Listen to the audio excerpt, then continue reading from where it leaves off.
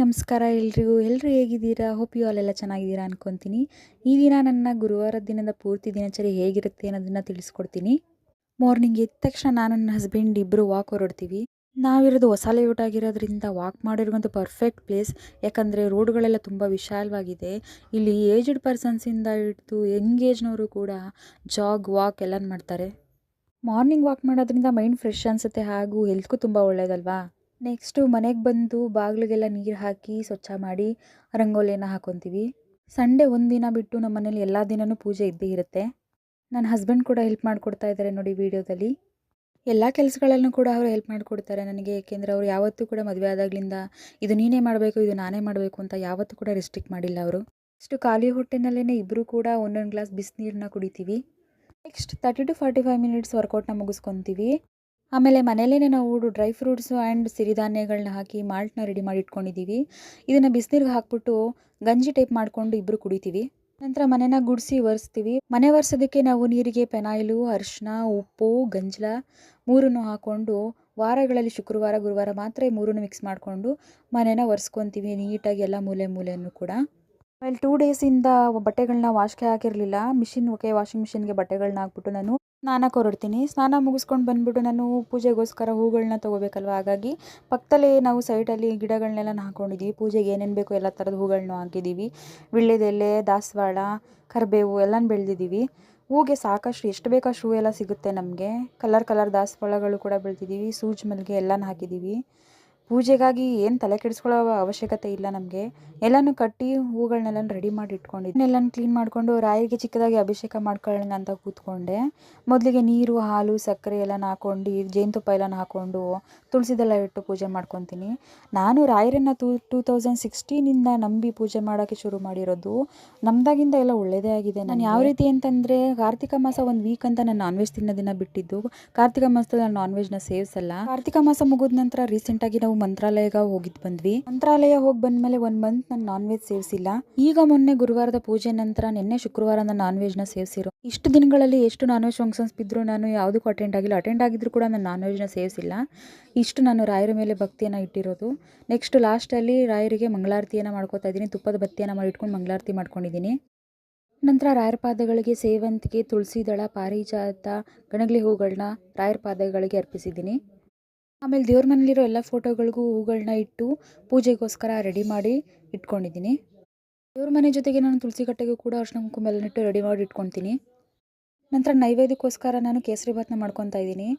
ಇದಕ್ಕೆ ಓನ್ಲಿ ನಾನು ಗೀ, ಆಯಿಲ್, ಶುಗರ್ನ ಮಾತ್ರ ಆ್ಯಡ್ ಮಾಡ್ಕೊತಾ ಇದ್ದೀನಿ. ಏಕೆ ಅಂತಂದರೆ ನಮ್ಮ ಮನೇಲಿರೋವಂಥದ್ದು ಇನ್ಸ್ಟಾಂಟ್ ಕೇಸರಿ ಭಾತ್ ಪೌಡರು.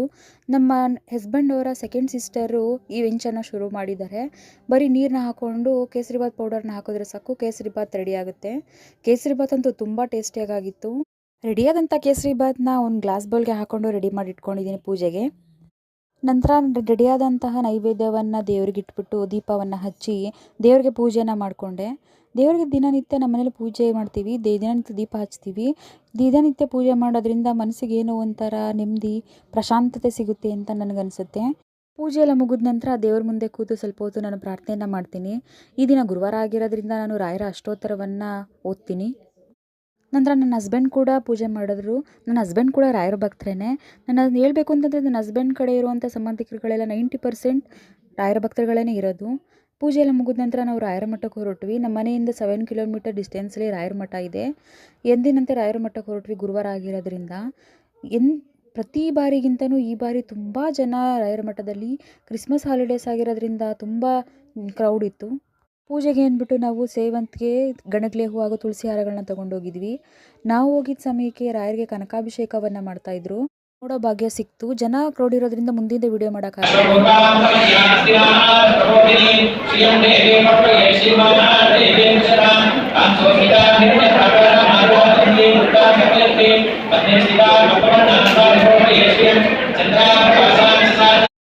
ಇಯರ್ಸಿಂದ ನಾನು ಈ ಮಠಕ್ಕೆ ಹೋಗ್ತಾ ಇದ್ದೀನಿ. ಇಷ್ಟು ಜನನ ಇದೇ ಫಸ್ಟ್ ಟೈಮ್ ನೋಡ್ತಾ ಇರೋದು ನಾನು. ಒಂಚೂರು ಆ ಕಡೆ ಈ ಕಡೆ ಕದ್ಲಕ್ಕೂ ಕೂಡ ಜಾಗ ಇಲ್ದಂಗೆ ಜನ ತುಂಬ್ಕೊಂಡ್ಬಿಟ್ಟಿದ್ರು ಮಠದಲ್ಲಿ. ರಾಯರಿಗೆ ಈ ರೀತಿಯಾಗಿ ಬೆಣ್ಣೆ ಅಲಂಕಾರವನ್ನು ಮಾಡಿದರು. ನೋಡೋಕೆ ಮಾತ್ರ ತುಂಬ ಚೆನ್ನಾಗಿತ್ತು. ನಂತರ ಪ್ರಸಾದ ತಿನ್ನೋಕ್ಕೆ ಅಂತ ಹೋದ್ವಿ. ನಾನು ಕೇಳಿರೋ ಮಟ್ಟಿಗೆ ಮಂತ್ರಾಲಯವನ್ನು ಬಿಟ್ಟರೆ ಕರ್ನಾಟಕದಲ್ಲಿ ಈ ಮಠದಲ್ಲೇ ಗುರುವಾರ ಪೂರ್ತಿ ದಿನ ದಾಸೋಹ ನಡೆಯುವಂಥದ್ದು. ನೋಡ್ತಾ ಇರ್ಬೋದು ನೀವು, ಊರ್ ತಾಲಲ್ಲೂ ಕೂಡ ಎಷ್ಟು ಜನ ತುಂಬ್ಕೊಂಡಿದ್ದಾರೆ, ಫುಲ್ಲು ಕ್ರೌಡ್ ಇದೆ ಅಂತ. ಮಠದಿಂದ ಬಂದಮೇಲೆ ನಾವು ಸ್ವಲ್ಪ ರೆಸ್ಟ್ ಮಾಡಿದ್ವಿ. ನಂತರ ಈವ್ನಿಂಗ್ ಟೈಮ್ ನಾನು ವಾಕ್ ಹೋಗ್ತೀನಿ. ಹೋಗೋದಕ್ಕೂ ಮೊದಲು ನಾನು ಸ್ವಲ್ಪ ಹಾಲನ್ನ ಕುಡಿತೀನಿ. ಯಾಕೆ ಮೊದಲೆಲ್ಲ ನನಗೂ ಟೀ, ಕಾಫಿ ಎಲ್ಲ ಕುಡಿಯೋ ಅಭ್ಯಾಸ ಎಲ್ಲ ಇರಲಿಲ್ಲ.